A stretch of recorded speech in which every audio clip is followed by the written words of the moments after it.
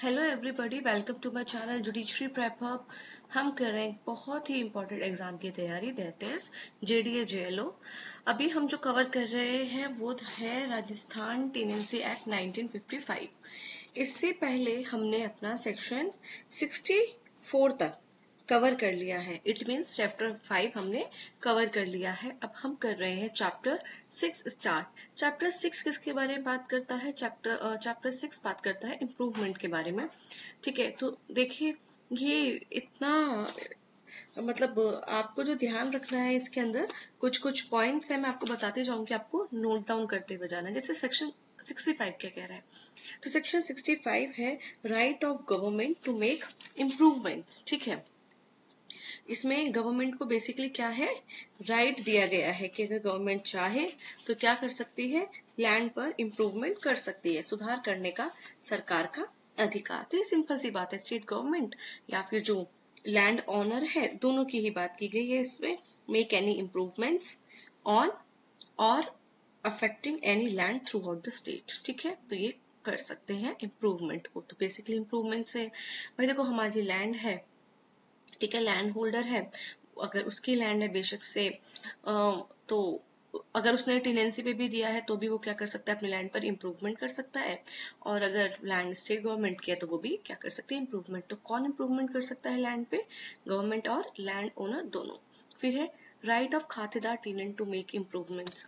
अब क्या है, 66 का सब क्लॉज 1 क्या कहता है कि जो खातेदार टेनेंट है वो भी क्या कर सकता है, इम्प्रूवमेंट कर सकता है।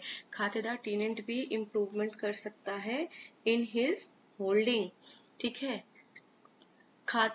Government can restrict certain improvements in public interest.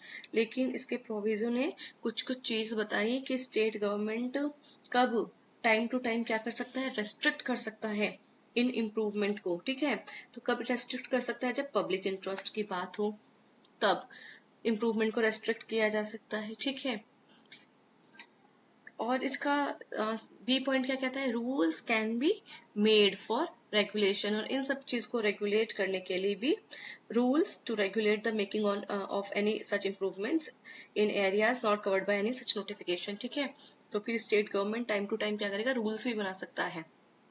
ठीक है, कि कैसे इन इम्प्रूवमेंट्स को रेगुलेट करना है। ठीक है, आपको समझ आ रहा है?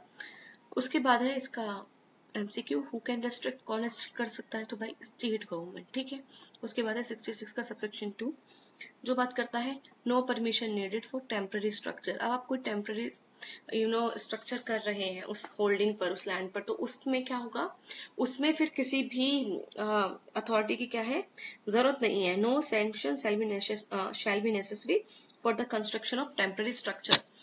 तो इसके सामने आप सब सेक्शन 2 के सामने आप लिख लीजिए, जब टेम्पररी स्ट्रक्चर्स होगा तो क्या है, फिर रिक्वायरमेंट नहीं है, नो रिक्वायरमेंट। ठीक है, सैंक्शन की। उसके बाद है हमारा सबसेक्शन टेम्पररी स्ट्रक्चर, क्या उसके परमिशन की जरूरत है। Subsection 3 improvement becomes part of holding.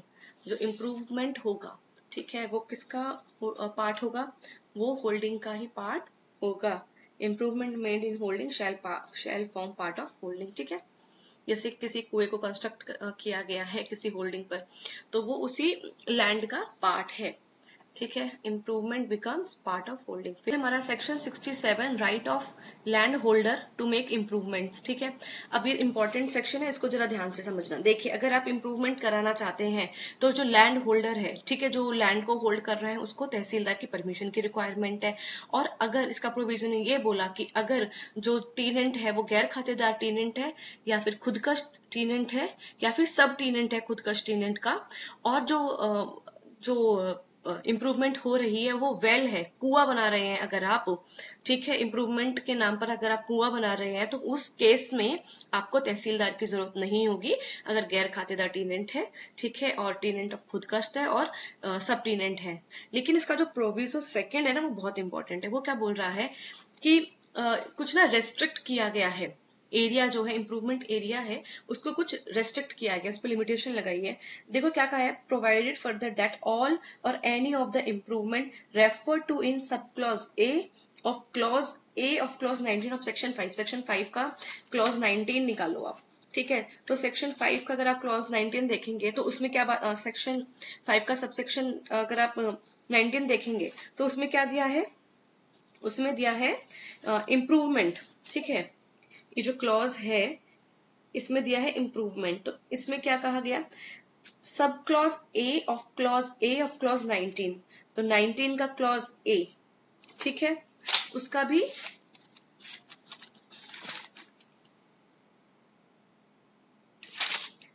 तो इसमें कहा गया कि अगर कोई भी इंप्रूवमेंट जो कि सब क्लॉज ए में दिया गया है क्लॉज 19 के सबसेक्शन 5 में, तो क्या दिया है, a dwelling house erected on the holding by the tenant for his own occupation और अ कैटल शेड और अ स्टोर हाउस और any other construction for agricultural process erected और set up by him on is holding. देखो मैं आपको एक बात बताती हूँ, मेरे पास जो बेयर एक्ट है उसमें थोड़ा एरर है। उसमें सब clause A of clause 19 of section 5 दिया है। इसको अगर आप मुझे जहां तक समझ आ रहा है इसमें सेक्शन 5 के क्लॉज 19 की इंप्रूवमेंट की बात की गई है कि अगर सेक्शन 5 के क्लॉज 19 वाली इंप्रूवमेंट अगर आप कर रहे हैं तो it shall not extend over such area not exceeding 1/5 of the total area of the holding. तो फिर अगर आप जो इंप्रूवमेंट कर रहे हैं वो टोटल एरिया का जो 1/5 है उससे ज्यादा नहीं इंप्रूवमेंट कर सकते। बेसिकली ये इस लिमिटेशन की बात कर रहा है। ठीक है, land holder digs well without permission, ये अलाउ है। परमिशन कब रिक्वायर्ड है, परमिशन इन जनरल केसेस। ठीक है, अच्छा परमिशन रिक्वायर्ड है, yes in general case permission required है। लेकिन अभी हमने एक केस पढ़ा था जब गैर खातेदार टेनेंट थे, ठीक है, और खुद का जो टेनेंट थे और उसके जो सब टेनेंट थे, तो उनको अगर वो वेल इम्प्रूवमेंट के नाम पर वेल बना रहे हैं तब उनको क्या है, सेंक्शन की जरूरत नहीं है, परमिशन की जरूरत नहीं है। फिर हमारा सेक्शन 68, सेक्शन 68 कहता है परमिशन बाय तहसीलदार। तहसीलदार, अब जब आपने तहसीलदार के पास अप्लाई किया कि हमें इम्प्रूवमेंट करानी है, अब तहसीलदार क्या करेगा, तो तहसीलदार मे ग्रांट और रिफ्यूज परमिशन। तो तहसीलदार अनुमति दे भी सकते हैं या फिर मना भी कर सकते हैं। अब क्या करेंगे तहसीलदार, जब उनके पास एप्लीकेशन आई है तो अब वो क्या करेंगे, इंक्वायरी करेंगे। ठीक है, पार्टीज को हियर करेंगे और इंक्वायरी करने के बाद और दोनों पार्टीज को सुनने के बाद रिफ्यूज करेंगे या ग्रांट करेंगे permission. Can not allow if not improvement, ठीक है, और टू कॉस्टली और नॉट एंटाइटल। इसका जो प्रोविजो कहता है, provided that tehsildar shall not grant permission for a work which is not an improvement. ठीक है, आप लेकर आ गए हैं कि हमें इम्प्रूवमेंट कराने, तहसीलदार की नजर में वो इम्प्रूवमेंट ही नहीं है तो अलाउ नहीं करेंगे। या फिर to costly for the purpose for which is intended, जिस पर्पस के लिए आप ये इम्प्रूवमेंट करना चाह रहे हैं वो बहुत आपको कॉस्टली जो है लग रहा है, आपको तहसीलदार को लग रहा है ये बहुत ही ज्यादा कॉस्ट लग रहा है इसमें, तो भी डिनाई कर सकते हैं, मतलब टू कॉस्टली। और third point, it is not an improvement which the applicant is entitle to make. कुछ ऐसे इम्प्रूवमेंट की बात लेकर आ गए हो जिसके लिए आप खुद ही एंटाइटल नहीं हो। ठीक है, तो जब आप एंटाइटल ही नहीं हो तो फिर आप ऐसी इम्प्रूवमेंट कर भी नहीं सकते। Fourth, requires written consent under subsection, requires written consent under section unless such consent has been previously obtained. आप improvement जिस चीज के लिए आप अप्लाई कर रहे हैं, जिस इम्प्रूवमेंट के लिए, उस इम्प्रूवमेंट में प्रीवियस सैंक्शन की रिटर्न कंसेंट चाहिए होती है उस इम्प्रूवमेंट के लिए। तो आप पहले रिटर्न कंसेंट लाइए और फिर उसके बाद मैं आपको ग्रांट करूंगा। ठीक है, और आप रिटर्न कंसेंट नहीं लेकर आए तो फिर अलाउ नहीं किया। तो बेसिकली 4 चीजें हैं, या तो वो इम्प्रूवमेंट नहीं है, या फिर वो बहुत महंगा पड़ रहा है, या फिर आप खुद ही अनटेंडल नहीं है, या फिर रिटर्न कंसेंट की जरूरत है और आप नहीं लेकर आए। इन 4 केसेस में तहसीलदार आपकी जो इम्प्रूवमेंट की जो आपने एप्लीकेशन लगाई है उसको क्या करेगा, रिफ्यूज कर सकता है। ठीक है, कैंसिल कर सकता है। तहसीलदार रिजेक्ट कर सकता है अननेसेसरी कंस्ट्रक्शन को भी।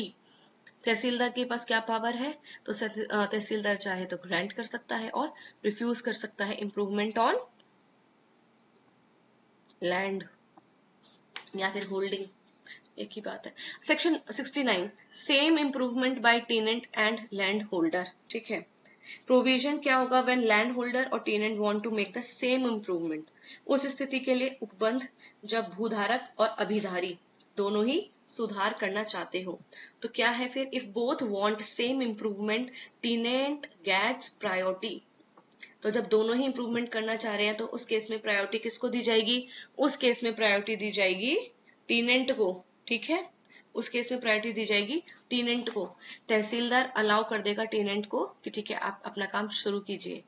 Time given and can be extended, ठीक है। और जो टाइम है, execute the work within a specific period and may on reasonable cause being shown extend such period from time to time. जैसे कि आपको इंप्रूवमेंट इतने टाइम में कंप्लीट करनी है, तो जो टाइम गिवन है उसमें आप कीजिए, और अगर आप नहीं भी कर पाते हैं अपनी इंप्रूवमेंट उस टाइम पीरियड में, और अगर आप रीजनेबल जो कॉज है वो शो कर देते हैं, तो फिर आपका ये जो टाइम है उसको बढ़ा भी दिया जा सकता है। लेकिन एक्सटेंशन ज्यादा से ज्यादा कितने साल की हो सकती है, तो एक्सटेंशन जो होगी वो बेसिकली ज्यादा से ज्यादा 1 साल तक की हो सकती है। If the tenant fails to execute the work within such period extended, the land holder shall have right to make such improvement, ठीक है। And extension shall not exceed 1 year. Section 69 का प्रोविजो, उसमें क्या बोला है, total period of extension कितना दिया जा सकता है, 1 साल से ज्यादा का नहीं दिया जा सकता, ठीक है। ये बात आपको याद रखनी है। Both want to build well, tenant gets first chance, priority given to tenant. Question बन सकता है यहाँ से, if land holder and tenant want to make the same improvement, who will get the priority? Okay, so tenant will get the priority. इसका subsection 2 क्या कहता है, if tenant fails land holder can do improvement। Tenant ने मतलब apply किया था कि हमें इम्प्रूवमेंट करानी है, और लैंड होल्डर ने भी, लेकिन टेनेंट ने इम्प्रूवमेंट कराई नहीं, जबकि उसको अलाउ भी कर दिया गया था, तो फिर अब कौन करेगा, फिर लैंड होल्डर इम्प्रूवमेंट कराएगा, ठीक है। उसके बाद है इफ टेनेंट फेल्स तो land holder does. Section 70, right of other tenants to make improvement, ठीक है, सुधार करने का अन्य अभिधारियों का अधिकार। इस केस में क्या है, देखिए, जो गैर खातेदार टेनेंट है या खुदकश टेनेंट है या जिनके सब टेनेंट है, वो भी इम्प्रूवमेंट करा सकते हैं, ठीक है। वो भी क्या करा सकते हैं, इम्प्रूवमेंट करा सकते हैं। अभी हमने गैर खातेदार और टेनेंट ऑफ खुदकश इनके बारे में भी पढ़ा था, ठीक है। वो काम पढ़ा था सेक्शन 67 में, जब राइट थे लैंड होल्डर के पास इम्प्रूवमेंट कराने के लिए। तो जनरल जो बात थी वो 67 में भी थी कि सैंक्शन की जरूरत नहीं होगी अगर गैर खातेदार टेनेंट और टेनेंट ऑफ खुदकश और सब टेनेंट क्या करना चाहते हैं, इम्प्रूवमेंट कराना चाहते हैं, तो फिर तहसीलदार की जो है सैंक्शन की जरूरत नहीं है। सेक्शन 67। अब सेक्शन 70 ये कह रहा है कि जब ये इम्प्रूवमेंट तो करा सकते हैं, लेकिन बट नो कंपनसेशन और इंजेक्टमेंट अनलेस परमिशन टेकन। मतलब इसको एक बार पढ़ लेते हैं। Subject to the restriction imposed by the first and second proviso of section 1 of section 66। अभी हमने 66 के अंदर जो भी क्या देखी, रेस्ट्रिक्शंस देखी, क्या थी रेस्ट्रिक्शंस की, पब्लिक इंटरेस्ट की बात ना आए, तो फिर क्या होगा, जो खातेदार टेनेंट्स है वो इम्प्रूवमेंट करा सकता है, ठीक है। तो अब राइट किसको दिए हैं, अ गैर खातेदार टेनेंट और अ टेनेंट ऑफ खुदकश और सब tenant may make an improvement but he shall not be entitled to any compensation on ejectment unless for making such improvement he has obtained the previous order of the tehsildar और the return permission of the holder of खुदकश और खातेदार tenant as the case में भी, ठीक है। तो फिर कोई कंपनसेशन जो है इजेक्टमेंट होने पर नहीं मिलेगा। देखो, जब हम कोई इम्प्रूवमेंट कराएंगे तो लैंड को खाली कराना पड़ेगा, तो अब जब आपको लैंड से खाली करा रहे हैं, ठीक है, तो अब उस टाइम पे जो इजेक्टमेंट है, तो इजेक्टमेंट कराने, जब इजेक्टमेंट हो रहा है तो फिर आपको कंपनसेशन नहीं मिलेगा, ठीक है, अनलेस परमिशन टेकन। परमिशन कहाँ से लेनी पड़ेगी, फ्रॉम तहसीलदार या फिर किससे, खातेदार से या फिर जो खुदकश होल्डर से, ठीक है। बेसिकली ये बात कर रहा है subject to the restriction imposed by first and second proviso to the subsection 1 of section 66, गैर खातेदार टेनेंट भी और टेनेंट ऑफ खुदकश भी, ठीक है, और सब टेनेंट भी क्या करा सकते हैं, इम्प्रूवमेंट करा सकते हैं। तो अभी 66 में हमने क्या पढ़ा था कि खातेदार टेनेंट इम्प्रूवमेंट करा सकता है। अब यहाँ पे खातेदार टेनेंट नहीं करा रहा है, यहाँ पे गैर खातेदार टेनेंट करा रहा है, लेकिन यहाँ पर क्या बात बोली गई, he shall not be entitled to any compensation, ठीक है। पर इन सबको क्या है, कंपनसेशन नहीं मिलेगा on ejectment unless the making such improvement he has obtained the previous order of tehsildar और return permission of the holder of खुदकश। बेसिकली ये बहुत इजी है, इतना सा याद रखना है कि इजेक्टमेंट जब होगा उनका कंपनसेशन नहीं मिलेगा और परमिशन तहसीलदार या फिर जो खातेदार है या फिर जो खुदकश होल्डर है उसकी रिक्वायर्ड है। तो कंपनसेशन कब अलाउड है? कंपनसेशन अलाउड है विद परमिशन, और किस किस की परमिशन? अभी हमने पढ़ा, तहसीलदार, खातेदार, खुदकश होल्डर। उसके बाद है हमारा section 71, restriction on making improvement. अब देखिए, सुधार करने पर भी निर्बंधन लग सकता है। तो टेनेंट है, लैंड होल्डर है, क्या है, वो इम्प्रूवमेंट नहीं कर सकते, ठीक है, और ना ही on land not included in holding. तो जो होल्डिंग आपके पास है आप उसी पे इम्प्रूवमेंट करेंगे, जो लैंड आपकी होल्डिंग में नहीं है उस पर आप इम्प्रूवमेंट नहीं कर सकते, और आप वो भी इम्प्रूवमेंट नहीं करेंगे जिससे अदर लैंड को हार्म पहुंच रहा है, ठीक है, उस इम्प्रूवमेंट से क्या है, हार्म पहुंच रहा है अदर लैंड को, ठीक है। और written without written consent of owner and tenant, साथ के साथ आपको रिटर्न कंसेंट चाहिए होगी जब आप इम्प्रूवमेंट करा रहे हैं ओनर की, ठीक है, या फिर सब टेनेंट है तो उसको टेनेंट की।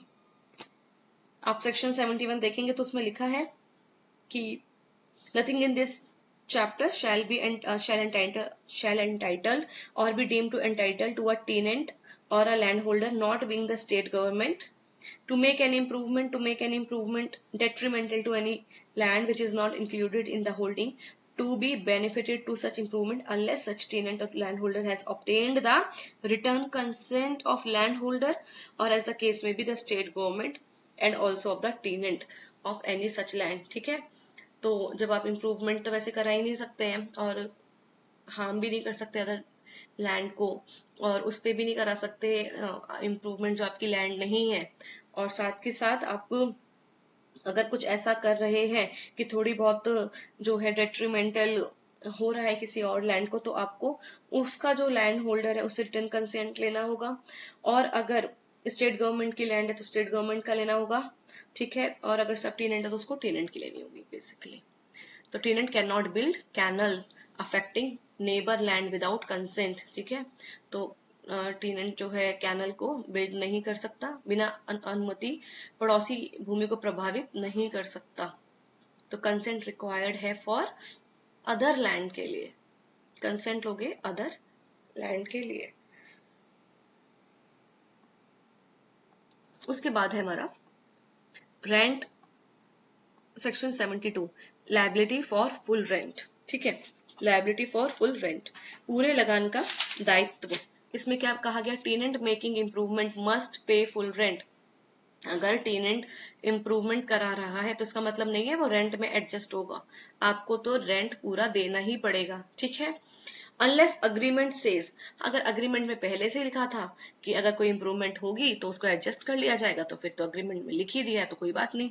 If rent in kind and production increases SDO may convert rent into cash, और अगर आप जो रेंट है उसको कैश काइंड में देते थे, ठीक है, और अब प्रोडक्शन जो है बढ़ रही है तो अब अगर एसडीओ चाहे तो कन्वर्ट कर सकता है जो रेंट आप काइंड में दे रहे हैं इनटू कैश, ठीक है। SDO on application by the tenant compute the rent into cash in accordance with the provision of section 118 119। A tenant making, एक बार इस सेक्शन को देखो, section 72, a tenant making an improvement shall, a tenant making an improvement shall, in the absence of written agreement to the contrary, continue to be liable to pay the full rent of the holding, provided that where such rent is payable in kind and SDO is satisfied that improvement by a tenant of a khudkasht or a subtenant under section 70 has resulted in an increase of agricultural produce, the SDO shall on application by the tenant compute the rent into cash into in accordance with the provision of section 118 और section 119, ठीक है। तो फिर वो जो rent को convert कर देगा कैश में।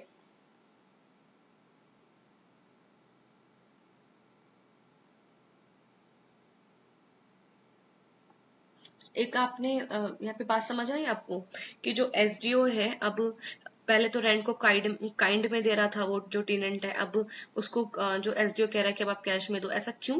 क्योंकि अब जब उसने इम्प्रूवमेंट की, इम्प्रूवमेंट के बाद अब उसकी जो प्रोडक्टिविटी है वो इंक्रीज हो गई है, पहले कम ऐसा हो सकता है ना कि पहले जो है क्रॉप थी, ठीक है, वो कम आ रही थी, तो वो बदले में थोड़ी बहुत क्रॉप जो है मतलब अपना लैंड को यूज करने के जो उसका रेंट था वो काइंड में दे देता। अब उसने इम्प्रूवमेंट कराई है, अब जो है लैंड और फर्टाइल हो गई है, ठीक है, अब उसकी प्रोडक्टिविटी ज्यादा बढ़ रही है, तो फिर एसडीओ कहेगा कि अब आप तो पैसे में दीजिए, ठीक है। तो रेंट आफ्टर इम्प्रूवमेंट क्या होगा, रिड्यूस होता है नहीं, फुल रेंट देना पड़ेगा।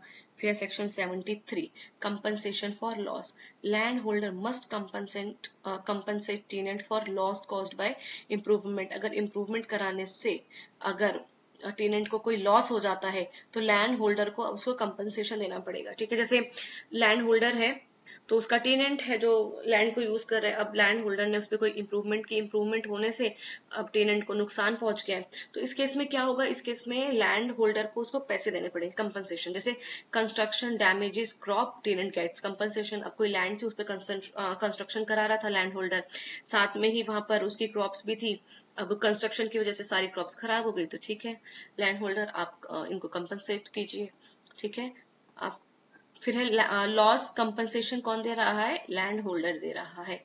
If improvement reduce productivity, improvement की वजह से मतलब जो प्रोडक्टिविटी अब कम हो गई है, पहले तो जो लैंड फर्टाइल हुआ करती थी, अब जो लैंड है वो अब बिल्कुल बंजर हो गई है, प्रोडक्टिविटी हो ही नहीं रही है, तो भी क्या होगा, टेनेंट को कंपनसेशन मिलेगा प्लस रेंट रिडक्शन। ये पॉइंट लिख लो 73 के 2 के आगे, रेंट रिडक्शन। अभी तक हमने रेंट रिडक्शन का कहीं भी कॉन्सेप्ट नहीं पढ़ा। 76 के 73 के सबसेक्शन 2 में हमने पढ़ा है कि अगर कंपनसेशन तो मिलेगा मिलेगा, साथ में क्या है, रेंट रिडक्शन भी किया जाएगा अगर प्रोडक्टिविटी रिड्यूस होती है तो, ठीक है। इफ प्रोडक्टिविटी रिड्यूस तो rent reduce, productivity reduce, rent reduce. Section 74 compensation for improvement. अब देखिए, अगर टेनेंट को कंपनसेशन मिल जाता है ना, टेनेंट को कंपनसेशन मिलेगा किन किन केसेस में, इजेक्टमेंट डिक्री, अगर कोई इजेक्टमेंट डिक्री आ गई, मतलब कोर्ट ने उसको इजेक्ट कर दिया है, हटा दिया है वहां से, या फिर आप जो है टेनेंट को रॉन्गफुली डिस्पोजेस किया गया है उसकी होल्डिंग से, या फिर leaving after lease expiry, leaving after leave expiry if improvement valid, ठीक है। तो वो कब जा रहा है, वो पट्टा जो है समाप्त होने पर उसने क्या किया, उस होल्डिंग को छोड़ा है। तो टेनेंट अगर जिसको रिमूव कर दिया जाता है फ्रॉम लैंड तो उसको कंपनसेशन मिलता है, कंपनसेशन गिवन व्हेन, जब इजेक्टमेंट होगा। देखिए कंपनसेशन, इसका अगर मैं इसका थर्ड पॉइंट जो लिखा है, जैसे फर्स्ट है व्हेन अ डिक्री और order for his ejectment is passed, या when he has been wrongful dispossessed and not recovered possession, when he vacate the holding on the expiry of the term of his lease, if the improvement was made under the provision of section 70। तो जब क्या हुआ section 70 में, subject, अभी हमने section 70 में क्या पढ़ा था कि जो कोई इम्प्रूवमेंट करा रहा है तो but he shall not be entitle to any compensation और इंजेक्टमेंट अनलेस अगर रिटर्न में परमिशन दे दी मिल जाए किसकी, होल्डर ऑफ खुद कष्ट की और खातेदार टेनेंट की, ठीक है। तो फिर उसमें आपको क्या है, कंपनसेशन इम्प्रूवमेंट के लिए मिलता है, क्योंकि अभी हमने सेक्शन 70 के प्रोविजो में देखा था। तो 74 ने वही बात की है, कंपनसेशन आपको तब भी मिल रहा है जब डिक्री आ गई, रॉन्गफुल डिस्पोजेस कर दिया तब भी, और अगर आपकी जो लीज एक्सपायर हो गई है लेकिन जो आपने इम्प्रूवमेंट कराया था वो वैलिड था, और साथ में आपका क्या हुआ था, सेक्शन अगर आप 70 का जो है थर्ड लाइन में पढ़ेंगे, unless for the such improvement he has obtained the previous order of tehsildar और द रिटर्न परमिशन, ठीक है। तहसीलदार के ऑर्डर से अगर वो इम्प्रूवमेंट की थी और परमिशन ली थी तो उस केस में भी फिर आपको कंपनसेशन मिलेगा। तो ये 3 सिचुएशन है। इसके इंपॉर्टेंट प्रोविजो है, no compensation if improvement older than 30 years. अब 30 साल बाद आपको याद आ रहा है मैंने इम्प्रूवमेंट कराई थी, कंपनसेशन तो नहीं मिलेगा, ठीक है। तो ये 30 ईयर का कॉन्सेप्ट आपका जो प्रोविजो ए है उसमें लिखा है नो कंपनसेशन, ठीक है। 30 ईयर्स के बाद आ रहे हो तो आपको कोई कंपनसेशन नहीं मिलेगा। फिर इसका जो प्रोविजो 2 है बी पार्ट, वो क्या कह रहा है, no compensation if made after ejectment notice, ठीक है। तो इजेक्टमेंट का नोटिस आ गया है, उसके बाद अगर आप कंपनसेशन मांगने आए हो तो कंपनसेशन नहीं मिलेगा। Tenant ejected in execution of decree or order for ejectment or in pursuance of a notice of ejectment shall not be entitled। ठीक है, तो ejectment का अगर नोटिस आ गया है तो भी फिर कंपनसेशन नहीं मिलेगा।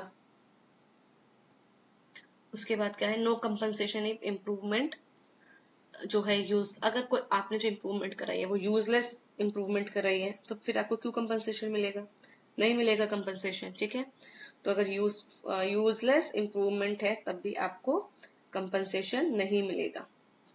तो कंपनसेशन कब नहीं मिलता, 30 साल से ज्यादा हो गए हैं तब। फिर है सेक्शन 75, अमाउंट ऑफ कंपनसेशन। अब देखिए, जब हम ये तय करेंगे कि कितना होना चाहिए कंपनसेशन का अमाउंट, तो हम ये सब फैक्टर्स को देखेंगे। ठीक है, कौन कौन सी निम्न बातों पर ध्यान रखेंगे वाइल डिसाइडिंग कंपनसेशन, इंक्रीज और डिक्रीज इन वैल्यू और प्रोड्यूस, की जब इम्प्रूवमेंट कराया तो जो वैल्यू थी, ठीक है, वो बढ़ी या कम हुई, या फिर जो उस पर प्रोड्यूस थी तो वो बढ़ा या फिर कम हुआ। कंडीशन देखेंगे इम्प्रूवमेंट की, और कितने टाइम तक ये जो ड्यूरेशन है वो बेनिफिट देगी, लेबर कितना लगा इसमें, कितनी कैपिटल यूज हुई है, रिडक्शन करेंगे वो सारे बेनिफिट्स जिनको ऑलरेडी रिसीव कर लिया गया है। ठीक है, आपने अगर इम्प्रूवमेंट कराई भी थी तो उसमें जो बेनिफिट था आपने वो लिया भी तो है, तो वो सारे कंपनसेशन देंगे तो फिर उनको भी क्या करेंगे, डिडक्ट करेंगे। Assistance given by land holder, ठीक है, लैंड होल्डर असिस्ट करेगा। Period of time period of benefit in irrigation और रिक्लेमेशन, ठीक है, तो सिंचाई या जो सुधार का जो लाभ है, ठीक है, तो उसका जो समय है वो भी देखा जाएगा। अदर प्रिस्क्राइब्ड फैक्टर्स, तो ये सब चीजें देखेंगे, जैसे well increases production, so compensation based on increased value, तो आपको कंपनसेशन अब इंक्रीज्ड वैल्यू पर ही मिलेगा। तो compensation based on increase in value. फिर है इसका सबसेक्शन 75 का, सेक्शन 75 का सबसेक्शन 2, वो क्या कहता है, if improvement benefits multiple lands, improvement की थी एक लैंड पर लेकिन बेनिफिट मिल रहा है बहुत सारी लैंड्स को, ठीक है, तो उस केस में क्या होगा, compensation based only on land from which tenant removed. देखो इसका subsection 2, when any improvement made by tenant benefit the land from which he has been ejected or wrongfully dispossessed or other land in his possession, compensation shall be determined with reference to the extent which the land mentioned in clause A has been benefited। तो जिस जिस land से, ठीक है, उसका जो है benefit मिल रहा है, and the land from which he has been ejected or wrongfully dispossessed,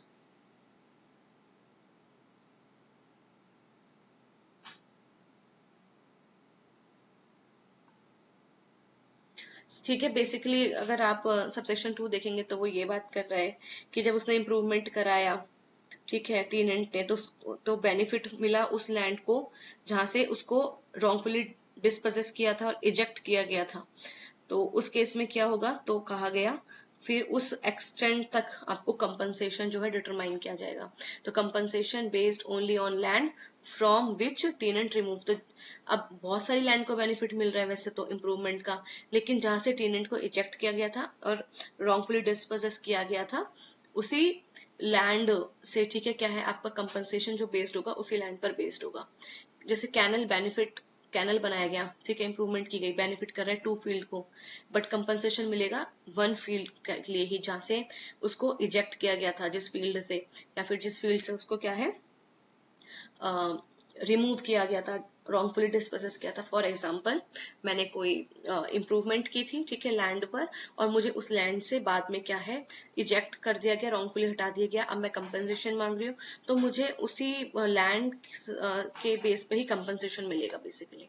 अब वो किस किस लैंड को बेनिफिट कर रहा है उस हिसाब से नहीं मिलेगा।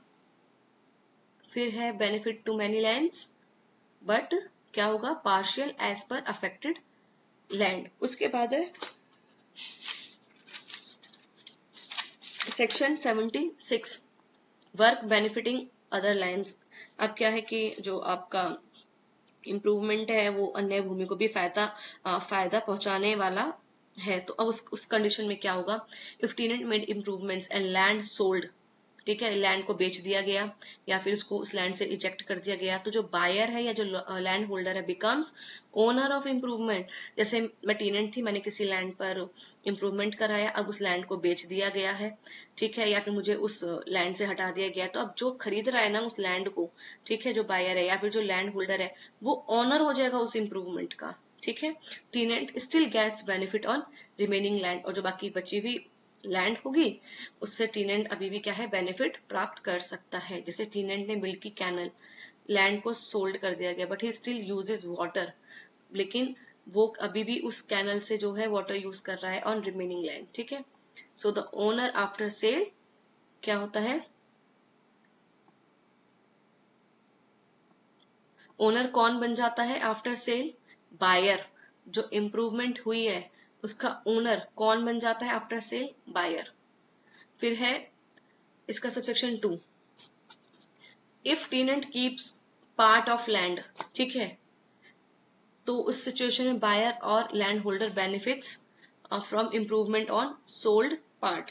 If a tenant has made an improvement on land which remains in his possession after a portion of his land has been sold in execution of a decree for arrears of rent, देखो किसी भी land पर, ठीक है, उसने improvement की थी, लेकिन जो इम्प्रूवमेंट की थी वो तो बच गई, बाकी बची हुई जो जगह थी वो चली गई। अब किसी को डिग्री को एग्जीक्यूट कराने के लिए, ठीक है, अरियर ऑफ रेंट था या फिर इजेक्ट कर दिया गया था for portion of his land, the purchaser और the land holder as a case में B shall be entitled to the benefit. लेकिन जिसको वो लैंड बची हुई मिली है, सिंपल सी बात है, वाइस वर्सा चलेगा। एक लैंड है, इम्प्रूवमेंट हुई है, अब वो जो इम्प्रूवमेंट हुई है उसका जो होल्डिंग है आधी वाली बेच दी गई है, तो उस पर्सन को उसका बेनिफिट मिलेगा। अगर वो इम्प्रूवमेंट जो हुई है वो सोल्ड आउट नहीं हुई, लेकिन अदर लैंड जो है उसको बेच दिया गया, तो फिर वो उसमें से बेनिफिट लेगा, सिंपल इज दैट, ठीक है।